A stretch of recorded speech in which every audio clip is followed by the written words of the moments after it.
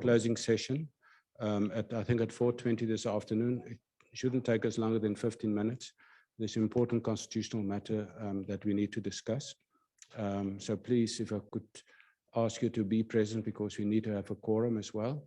And Susan said that she will inform the other members who are not here, but would be able, so we hope to attend virtually. So after our last closing session, all AP members, including Board of Director and Board of Guarantor members, just please stay behind for 15 minutes or so. Thank you.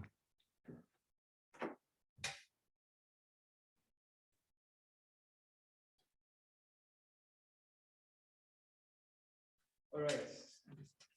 Am I live? Can everyone hear me? Okay. All right. Thank you so much for being all attentive this whole morning. And I know that it's about time to get to lunch, but we'll try to make this as exciting as much as possible so that everyone remains focused on what we're discussing here. As you're all aware, we've started this conference since yesterday, where we're talking about the state of social protection in SADC, and then we ended up talking about the different programs that some countries are implementing. And then today we had an interesting and insightful keynote speech from Gift and Professor Marius. And also we've been talking about inclusion up to this point. But I think this coming session now is quite critical and important, and in my view, by far something that is worth looking at, because it is one of those that I refer as the oil in the engine, is the contact point between the programs and the governments. And I'm talking about the legal frameworks and institutional frameworks in this regard of social protection. And with me, I've got two presenters, two women to say, who are going to be speaking around these issues. One is going to be speaking virtually, and this is Professor Zitha Mokomane. I hope she's online. Can you confirm for us if she's online? She is, all right. And I'll start by giving a brief background of biofair profile. She's an associate professor in the Department of Sociology at the University of Pretoria, South Africa. She holds an MA and a PhD in demography, both from the Australian National University. There's extensive research, policy, and programmatic expertise in the fields of family studies, with specific interest in work-family interface, social policy formulation and analysis, social protection, and HIV operations and evaluation. She has researched, published, and consulted widely in these areas, and has been a member of a number of United Nations and Africa Union expert groups on family, work-life issues, as well as social protection. And our second presenter, before I do that, Professor Zitha will be speaking on legal and institutional frameworks for HIV-sensitive social protection, lessons from SADC fast-track countries. And then my second presenter, who's sitting right next to me, and by the way, she's a spy. Her name is Christina van Straten. She'll be speaking on basic income and distributive justice. Christina is a basic income grant intern at the Studies in Poverty and Inequality Institute. Her background is in sociology and gender studies. This is equipped here to analyze the depth of social security reform that is required to produce meaningful change in the lives of those who are marginalized. With this, I welcome our two presenters, and I give the floor to Professor Zitha to make a quick intervention, given that it's almost time for lunch, and I would like us to have a very engaging discussion before we close down for lunch. Over to Professor Zitha. Thank you very much. I'm just going to share my screen quickly. And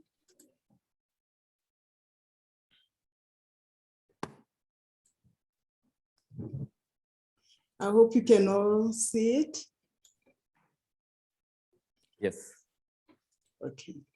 Okay, thank you very much for the invitation. I'm very jealous that I'm not in Joburg, but that's just the way. Hopefully next time we'll be there. Okay.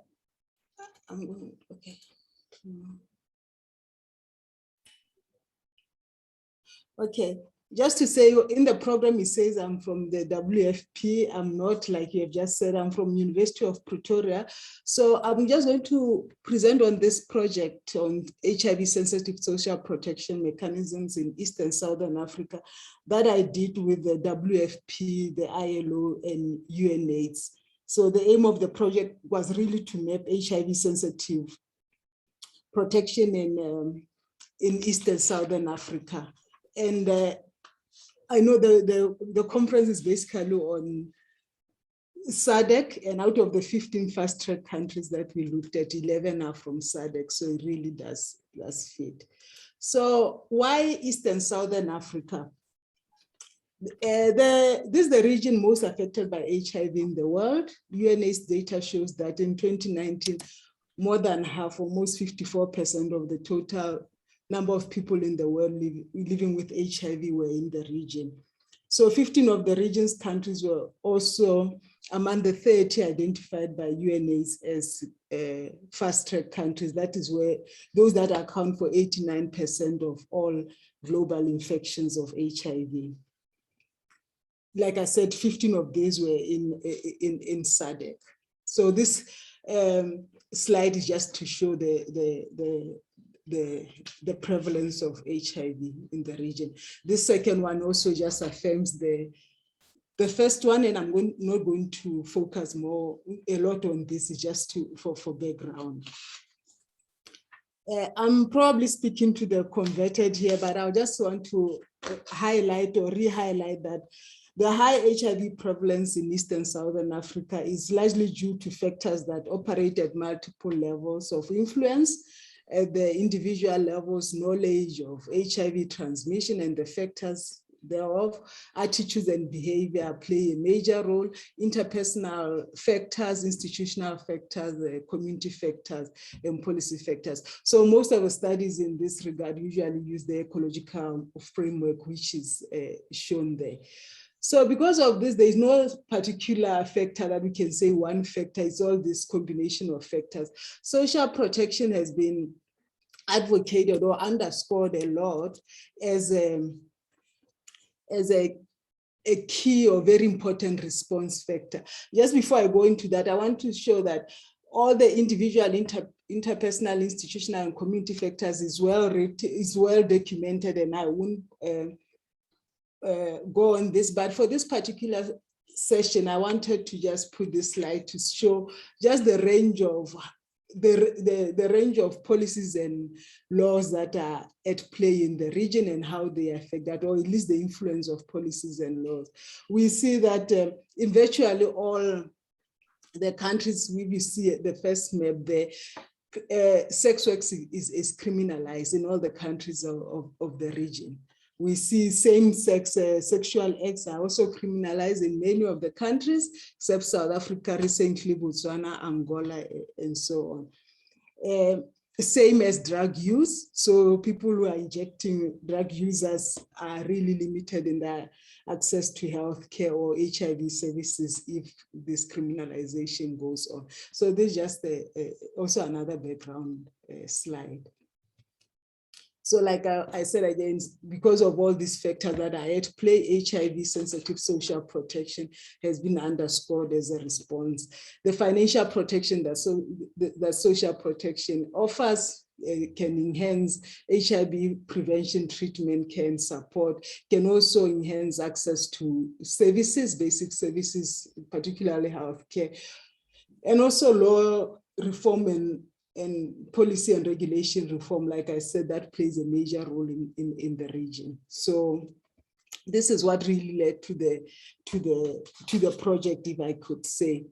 The project really wanted to say, okay, a lot of countries in the region have social protection in place. We have seen this over the last 15 years that are taking place, but to what extent is this social protection really HIV sensitive? And by HIV sensitive, meaning the extent to which it takes into consideration the factors or the vulnerabilities of people who are either infected, affected, or vulnerable to HIV. So the co-sponsors of the project were the WFP, like I said, the World Food Program, ILO, and UNAIDS. And these are 3 agencies. UN agencies are the co-conveners of the UNAIDS Division of Labor in the area of scaling up social protection. So that's basically why they were involved.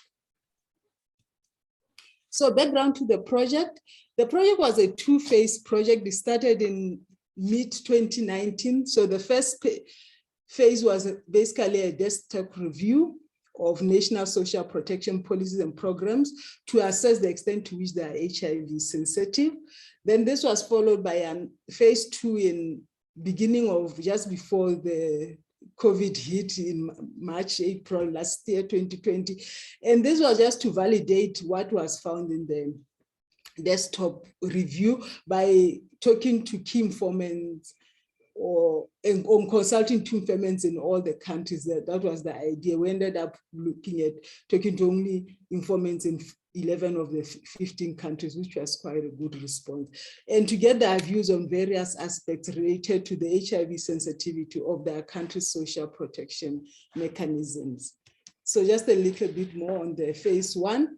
It was to get a deeper understanding of the broad conceptualization of social protection in each country. So just looking at the policy instruments, the legal instrument, the policy and legal framework, and to see how they conceptualize social protection, if indeed they did, and to understand the frameworks for commitment and policy implementation. So you look at the constitutional provisions of all the 15 countries, the legislative framework, do they have specific or explicit legislating or acts related to social protection, the national long-term visions and national social protection policies or policy documents, whatever it is. Then we explored each country's main publicly funded social assistance programs with a focus on social transfers, cash transfers, livelihood building, and social health protection programs. So livelihood building, so social transfers, we are really looking at the cash transfer. Livelihood building, things like public works and so on, those that enhance livelihoods through income protection, and social health protection, really looking at universal healthcare or just healthcare systems and home-based care systems. And we gave a brief overview of each country's social protection landscape as well. Then in phase 2, building on phase 1, we had to complement, like I said, and validate the information in phase 1. And I must say, phase 1 was basically desktop. Really, I didn't go anywhere, didn't talk to anyone. So one of the limitations was that drawing from, we are getting information, gray literature from the literature, from the internet, but also contacting people in the country. So some of it came out as being outdated, or it was never there because we are not really talking to anyone. So to look at that, we talked to in-country stakeholders from government, civil society, and international development agencies and United Nations agencies, just to validate the information, to say, and it did say, some said, oh, that is outdated, that program is no longer available, and just updating what we got. And then to map stakeholders in each country to establish who is doing where, what, and what they are doing. So who are the key stakeholders, principal actors in each country. Then to solicit the stakeholders' perspectives on the key strengths and challenges of the social protection programs, particularly to the extent to which they think they are HIV sensitive, or how they can be made HIV sensitive. And those were the recommendations. Like I said, the phase 2 just started. The initial plan was to go to all the countries and do these consultations, but with COVID, we had to resort to virtual consultation. It worked very hard, even though sometimes it was difficult to get connectivity issues to get them, but it did get well. Like I said, we did the consultations were able to get in 11 of the 15 countries, and with a mix of civil society, government, and development partners. So how did we assess HIV sensitivity? The UNAIDS in 2017. Professor, 5 minutes. Okay, I'll skip this. I'll just go quickly. Summary of the findings, but I think this is important. We use the broad framework of UNAIDS social protection assessment tool. So looked at the legislation and policy framework, like I said, the social assistance program and the social security programs. Then very quickly, the key findings. Policy, virtually all the countries have some form of social protection policies. And these are supported by constitutional provision. So in all the constitutions of the region, there is not many countries have explicit reference to social protection, but the fact that they deal with vulnerabilities and they aim to enhance people's welfare did in a way show that the policy and legislative framework was aiming at mitigating the effects of HIV, even though it was really the impetus, the reason for the policy and legislative frameworks, the constitutions, the national, long-term national visions. Then conceptualization of social protection, capability, agency, access to economic and other livelihood resources came out very clearly. What was very absent was the reference to informal or indigenous social protection systems, when we are seeing that this is really playing a lot, except for only for Tanzania, maybe all the countries in the region, it was very, this was really missing. I'm really rushing. Then overview of the social protection programs, most prominent are the protective and preventive, and what are the notable gaps were social health protection, which when we are talking about HIV is a very notable gap, because if people can have access to health care and they are vulnerable to HIV, this plays a major role. Absence of cash plus programs also was another notable point. And like I said, with the legislation and policies, transformative aspect of social protection was also missing. A lot of like sex work, same-sex sexual acts were being criminalized, so that aspect was also missing. But majority of programs did not specifically target HIV-related issues, so that was another major thing. It was social protection are not necessarily aimed at being HIV sensitive, but their focus on vulnerability is sufficient to encompass HIV and AIDS. This was just an overview of social protection programs.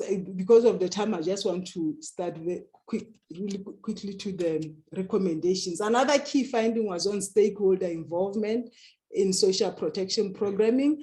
A number of gaps were found that there were generally weak stakeholder coordination at national and local levels, human resource constraints in relation to ensuring HIV social protection, and limited administrative capacity that is required to ensure that social protection programming takes place, particularly in hard to reach areas. Like in the last session, we talked about where migrants are and so on. So the recommendations were they need to support regional and national processes to ensure that social protection policies and programs are specifically or explicitly HIV sensitive. Civil society organizations were shown to play a very major role in trying to promote transformative social protection, and because that's a major gap, one of the recommendations are that these organizations need to be supported to play this important role. The expansion of social health protection is very important, especially when we are talking about HIV and AIDS. One of the major gaps that I didn't talk, I skipped that slide, was on the availability, quality and quantity of data to drive that. So one of the key points in the brief was to look at the coverage of social protection, HIV sensitive social protection. And that was very challenging because of lack of data, or at least quality data. So a recommendation is to make sure that if we are going to make sure that this is available, we have to base it on a robust evidence base. Then coordination and harmonization of stakeholder efforts, and to cater for coverage shocks. And this came out very clearly during the COVID-19 last year when we were doing the stakeholder consultation. It shows that much of the social protection in the region is really catered for individual risks, but COVID showed that coverage risks, we have to look at that. Especially this affected a lot of people in the informal sector. Countries like Kenya, Uganda, and were at the time of at that time, we're also putting in place some strategies to work with informal sector workers. And I thought this, for the region, this will be very important, especially what COVID has shown us. And then establish mechanisms to integrate informal social protection systems into the current programming. I think my 5 minutes is off, but it would be really nice to talk about this in the discussion. Thank you very much. Thank you so much, Professor Zitha. Mindful of time, I would like to request if we could load Christina's presentation, and I'll give you the floor to make an intervention. Thank you very much, Tina.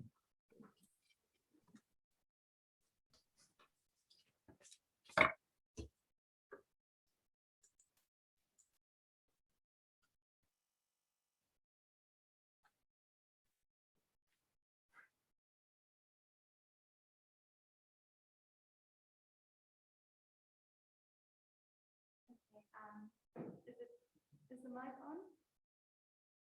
Can you hear me?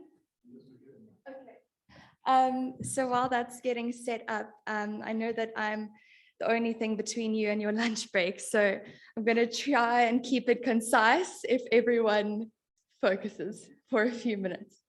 But I was reading a book yesterday, and it's called The Locust Effect, and it was talking about how policing systems were not designed to protect local people from the government and from oppression, but were rather designed to protect the government and colonial forces from the common people. And so there's a quote that said, "Your system is perfectly designed to produce the results that you are getting." So my argument today essentially is that apartheid and colonial regimes designed our current social security systems to ensure the disempowerment and exploitation of Africans from the local economy. And so the entrenched poverty that we see today is an indication of a system that is doing exactly what it was designed to do.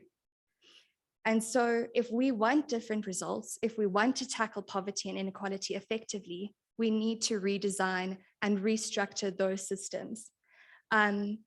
We need a fundamentally different approach, and a basic income grant provides that fundamentally different approach. So just for some context in South Africa, I think it's important before we go ahead is that the post-apartheid government essentially inherited a fragmented, inequitable social security system. The system was designed to protect and cater for white South Africans and was largely exclusive of Black South Africans, right? So they needed to restructure that entire system. The system largely relied on social insurance policies, which ensured that formal workers who were dominated by the white population were protected through social insurance schemes. Social grants or cash transfers targeted particularly vulnerable parts of the population. So we're seeing the disabled, the elderly, and children receiving grants. But these are approved via means testing. So I'm sure all of you know, but means testing essentially means that the burden of proof that you need that grant is on you. You have to prove your poverty and plead for that grant, essentially. In 2002, we saw the Taylor Commission make a recommendation that a basic income grant be implemented in order to provide for those who were unemployed and informally employed, so in local township economies. And this basic income grant was found to be a solution to tackle medium and long-term economic growth, which was largely stagnant at the time. Then in 2020, we saw government implementing a COVID social relief of distress grant. Many of you may know it as the 350. So this was the first time in South Africa's history that people between the age of 18 and 59 years old that are unemployed could obtain a grant from the government. Okay, so that was already huge progress. And then earlier this year, we saw the presidency and the Department of Social Security announced that they were formally considering a basic income grant, which definitely did not get the amount of attention or support from the general public that it deserved. Government's constitutional obligation states that the state must take reasonable legislative and other measures within its available resources to achieve the progressive realization of each of these rights. So the right to social security, the right to adequate nutrition, food, clean water, etc. Now, the problem comes in with litigation. So we were considering litigation strategies against the government to get them to actively pursue the fulfillment of these rights. But how do you determine what available resources the government has? So that is the barrier we have towards litigation. This is very exciting. So if you can all draw your eyes to the screens, this is an infographic that we at SPI have designed to promote the basic income grant. I think often we as academics make this mistake of representing the people without speaking to the people and understanding what the people need. So our aim with this infographic and all the work that we are doing is to advocate for the people and for what they need. 350 Rand a month is ridiculous. It is not enough to sustain a dignified life. We are advocating for 1,355 Rand per month per person. A universal basic income grant means that it would be available to every single South African, regardless of their employment status, their age, their gender, their race. Every single South African, including those in this room, would receive 1,355 Rand monthly. Why did we select this number? It wasn't just random. This is what Stats SA regards as the amount needed by every single individual to afford their basic necessities. So essentially, if dignity had a number in South Africa, it would be 1,355 Rand a month. That is how much every individual needs to have their dignity restored. So we also see cascading effects that a basic income grant would have. We have really exciting research coming out really soon in the next couple of weeks on studies done on pilot programs of the basic income grant. I guarantee you that if everyone in this room read that research and knew just how effective basic income grants are at alleviating poverty, restoring jobs, creating multiplier effects, etc., there would be far more advocacy than there currently is. So we really need support. We need people to be talking about it. We need the poorest of the poor to know that this is what they need to advocate for, and we need to help them advocate for it. So also a question, why universal? This takes away the need for means testing, which means there's less room for corruption. When you show that people have to prove their poverty and basically beg for a grant, we see that they can bribe local government officials to ensure that they receive those grants. Why not just give food vouchers? This takes away freedom of choice. It essentially says, we feel sorry for you, we're going to give you a grant, but we don't trust you to spend it responsibly. That is not how dignified living works. We need to give these people cash and let them make informed decisions about their well-being and decide what they need for themselves. Why not invest in employment or training schemes? That's a very frequent approach by government. And to put it simply, it does not produce the amount of economic growth or stimulation necessary. The basic income grant could pay for itself. Our economist, Duma Buhle, has predicted that we could see a multiplier of up to 2.2%, which essentially means that the amount invested to give every single South African 1,355 Rand a month would be more than doubled via return of interest, right? So increased tax collection, expanding in the economy, all of that. Also, when you give these people these cash handouts, they're not handouts. These are lifelines. These are enablers to enter the economy.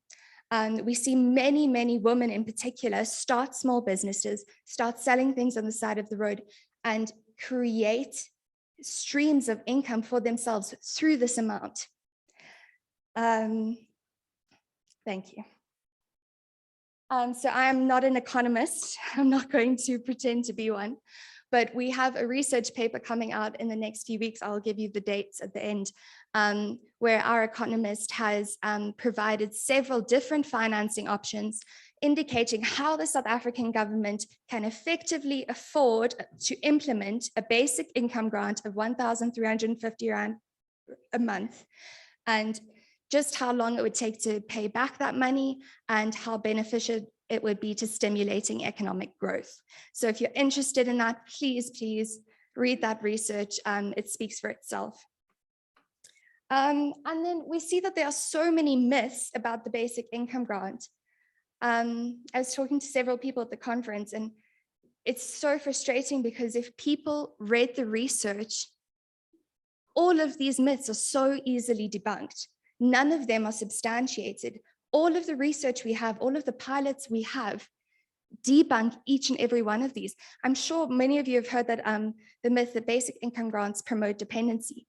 That is not it at all. We see that employment grows rapidly as a result of basic income grants because more people have spending power. The more people have spending power, the more demand there is, right? The more demand there is, the more jobs are created to supply for that demand, to cater for that demand. The fact that basic income grants are unsustainable.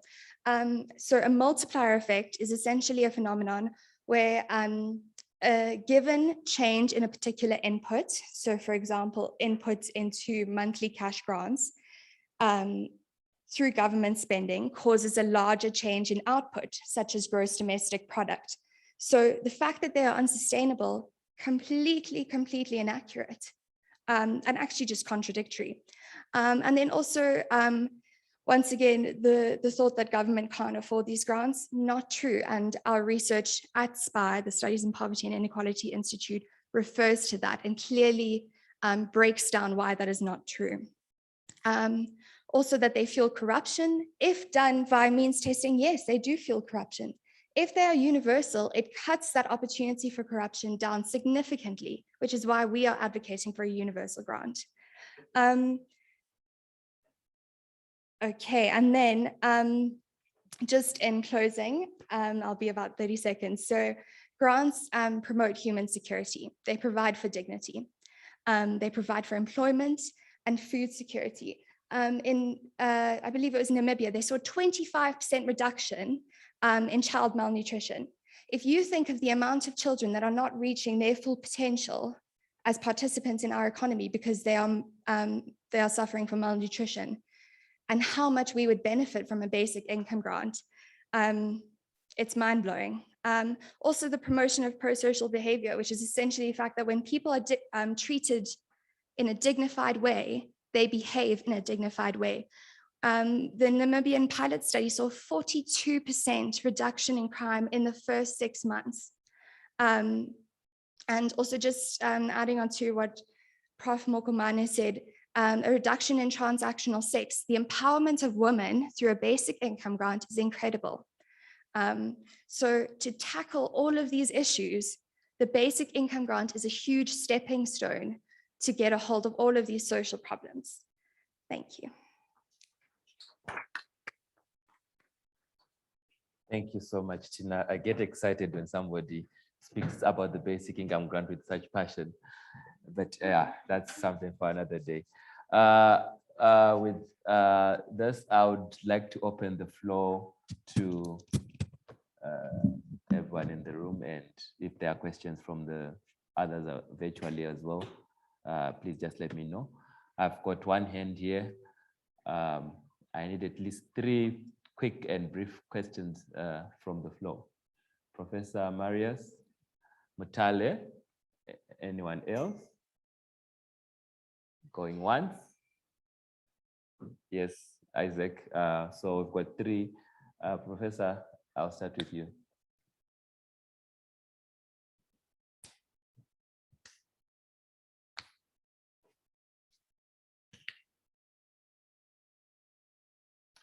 Thank you to our 2 speakers for very interesting contributions, and actually for adding to the depth of what we are discussing at this conference. My only question, and maybe also remark, let me just grab my notes, is are actually to Professor Zitha Mokomane on the very important, interesting study you're undertaking. I first have a conceptual question to you. The notion of social protection that you are using for purposes of the work you are doing. Of course, I noticed, for example, that the ILO, one of the partners, and the other partners too, involved with this project. There is the historical narrow understanding of social protection, ascribed to or subscribed to by at least one of the organizations involved, that would more or less equate social protection to social security. On the other hand, in the Africa Union context, and also partially in the SADC context, if we talk about our region, social protection is understood in a much wider sense. For example, to include a range of social services and other issues, as is evident from the, for example, the AU foundational instruments like Agenda 2063, Social Agenda 2063, the Social Policy Framework for Africa. It's a much wider notion, so I would be interested to know which notion of social protection are you using as a baseline for your study and assignment. Then secondly, the important work you are doing in terms of the constitutions and the legal frameworks of the countries concerned. Much of this, of course, as you rightly said, is is related to social assistance frameworks. Again, the ILO being one of the partners, I assume that they have made available to you the work that they have done on the extent to which social assistance is reflected in African constitutions. There's a whole, a very extensive research that they have undertaken. There's also a reflection on this very same theme in the 2019 UNDP publication on social assistance in Africa, which I believe you also have seen. There's a whole chapter on social legal frameworks of social assistance in Africa, and it also reflects on the constitutional frameworks. And then my final remark has to do with South Africa. Since you are based in the University of Pretoria, I assume, of course, you haven't had time to talk to this, but at least in this country, very significant constitutional jurisprudence has seen the light of day in relation to the treatment of people with HIV/AIDS, which may, well, certainly would have social protection implications to very, very significant court judgments, which may be available. I'm not sure whether this has been replicated in any of the other African countries. Would be interested to hear about that. Thank you. Tale.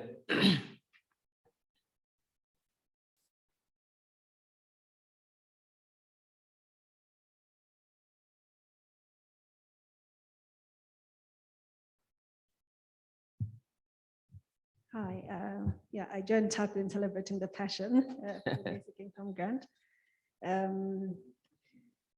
Okay, so my question is, I think you've done commendable work on the basic income grant and the research. and looking at what it will cost the government and where the money can come from. I'm just wondering, have you made any concessions in terms of progressive realization for the basic income grant? Because the outlay for the initial grant would be quite significant if we covered all the poor in South Africa. When I checked a quick check online, there's a suggestion that about 30.4 million South Africans live in poverty, the upper bound, and then about 13.8 below the food poverty line. So if we are going for the magic number, the 1,350, are we looking at top up for the 30 plus and a top up for the ones under the food poverty line? Or what concessions have we made around that? Because having been exposed to some fiscal analysis frameworks, I think it's important to rationalize the arguments even as we approach the Treasury, so that we make it attractive for them in terms of sustainability over the long term.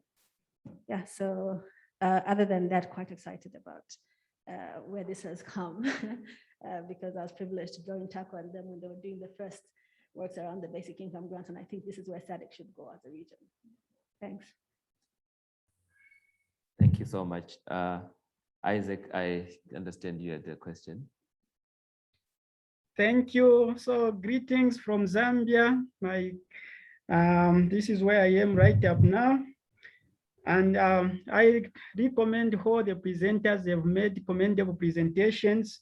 However, I've got two questions for Professor Zitha Mokomane and for Christine.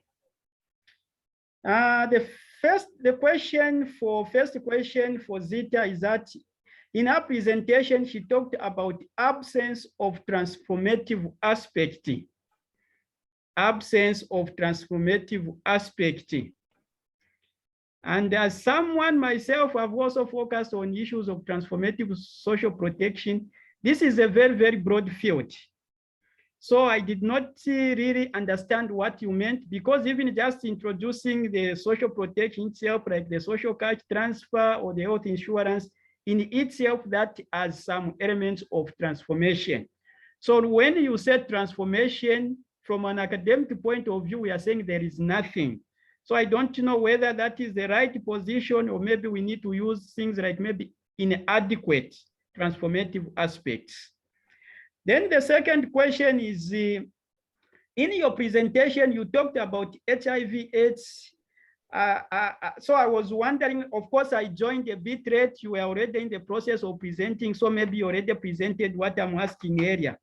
Now, in your project, did you focus on pre-exposure to HIV/AIDS services, or you focused on post-exposure to HIV/AIDS services, or what is it that you did specifically? And then to Christine, you have made the excellent presentation. You talked about colonialism, and so I was very happy. I'm a lecturer of social policy myself and understand the history of social policy and the social protection. So let me just in 1 minute give you the history of social policy. In Britain, for example, social policy is attributed to the Chadwick Report of 1842, and that focuses on the poor laboring population of the Great Britain. And that brought about the introduction of government interventions, which included the social security aspect. Then in Germany, in 1883, the German chancellor by the name of Bismarck was the first leader in the whole world to introduce the first health insurance program, and that was followed by old age pensions in 1889. Then the period before the First World War, we witnessed in Britain the introduction of old age pensions, school meals, and also the first social health insurance. Now, when you look at that, yes, yeah, I've finished that. I wanted just that background so that people understand. So when you look at that history with what is currently happening in Africa, you find that they are just copying from colonial masters. All the social protection programs that we are seeing, they have already been implemented in Europe. So to what extent can you say that in Africa, we have got our own African initiatives, we focus on social protection? Thank you. Thank you so much. Please be brief, Isaac, as well here. Yeah. Okay, also the first question is already covered. Okay. It was for Prof. Zitha in terms of understanding the conceptual what social protection she's referring to. But the last one will be for you, where you talk about the basic income grant. Maybe I can frame this question in terms of understanding what challenge do you foresee in, as you push for the introduction of the income grant, basic income grant, what are the challenges that you foresee? And maybe with that, you might want to explain who is pushing for the basic income grant, and probably that might give us an answer to my question. Thank you. All right, thank you. I'll close the question time and ask the presenters to respond. I'll start with you, Professor Zitha, if you can respond to the questions raised. Okay, thank you very much for the questions. I'll just go with the conceptualization. We adopted the broad concept of social protection, looking at both social assistance and social security. Not so much on social security, but we did take into consideration both social assistance and social security. And like I said, I used the UNAIDS assessment, HIV sensitive social protection assessment tool. It focuses a lot on health services, but in this project for social assistance, we looked at cash transfers, livelihood, and social health protection, really those that play a major role in the vulnerability to HIV and AIDS. So conceptually, we did look at both social assistance and social security. And I'm not sure about the point about an UNDP publication that is coming. I'm quite interested in that, and I'll follow up on that. And the last point was on South African court implications. I can't remember that, but that came out a lot in the discussion on the influence of civil society organizations, how they have really played a role in ensuring transformative social protection. And we did take cases like, for example, in Botswana with the recent decriminalization of same-sex or homosexuality, and in South Africa there are a few cases, and just a few cases from countries. So we did address that, not in depth, but just as a broad brush illustration of how the civil society and the court and the legislation plays.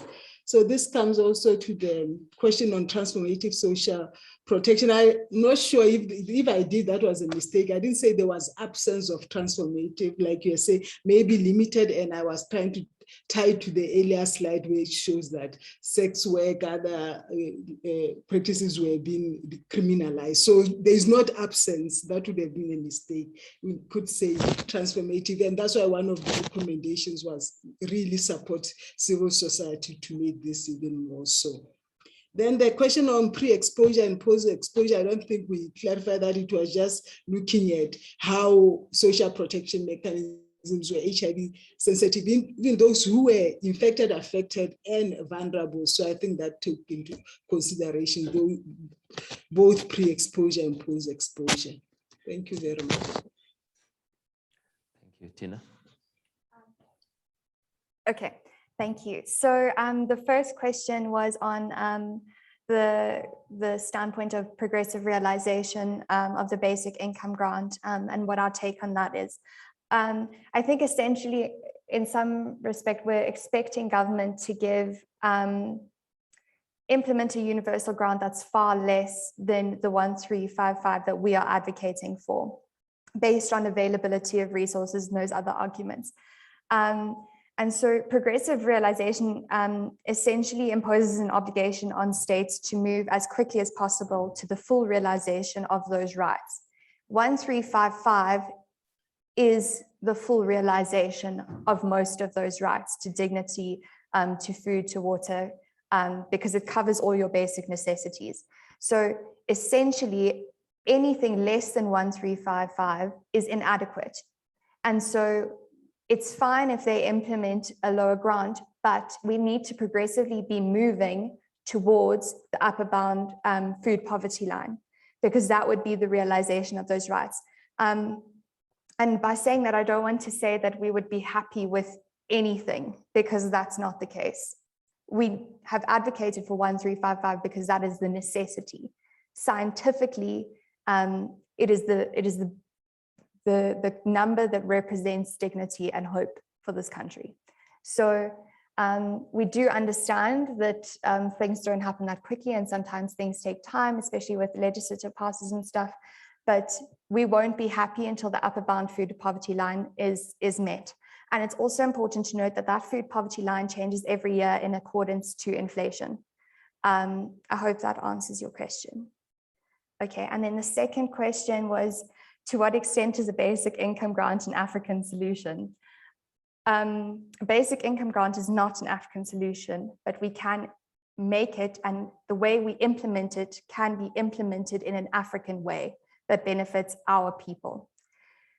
In order to do this, we need to look at what our food poverty line is. We need to look at what access our people have to collecting those grants. It doesn't make sense if you are following, like for example, the American system where it's transferred electronically. Meanwhile, most of our people don't have access to technology that would enable them to get that. So we need to customize the idea of a basic income grant to make it fit into our society and provide for our people's needs. And then the third question was, what are the largest challenges that lie ahead? There are so many, but we are slowly getting there bit by bit. I'm very privileged to have joined this call that Taku and all of those leaders started so many years ago. But each day it gets a little bit less, and each day people realize how important it is. So I would say that at the moment, our biggest battle lies with Treasury. We saw the Department of Social Development release the Green Paper, which provided for the research into a basic income grant and largely outlined the causes that we are advocating for it to cover. But then we saw the withdrawal because of the lack of political support for the Minister of Social Development, and also just opposition from Treasury. So I think definitely getting political will on our side and having frank conversations about it. It doesn't matter if people are against it, as long as we can discuss these oppositions in a way that's productive and based on fact and research. I hope that answers your question. All right, thank you so much. I know I'm biased and we could go on and on to discuss this, but I'm also mindful that it's time for lunch and we've exceeded our time that was allocated for us. But if there's any more discussions, I think they can continue over lunch and during the rest of this conference. Thank you so much for your time. My name is Taku Fundira and I'm a basic income supporter. Thank you so much and have a lovely lunch.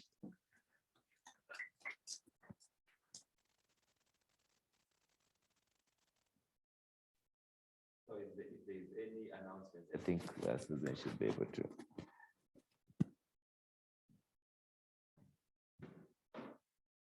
Thank you for taking us through the session, Taku.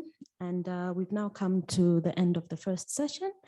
We will be going for lunch in the same place, and we will be coming back at 2:20 for the final session of the conference. Thank you very much. Oh, and just to mention, there will be a second set of COVID tests for those that will be leaving.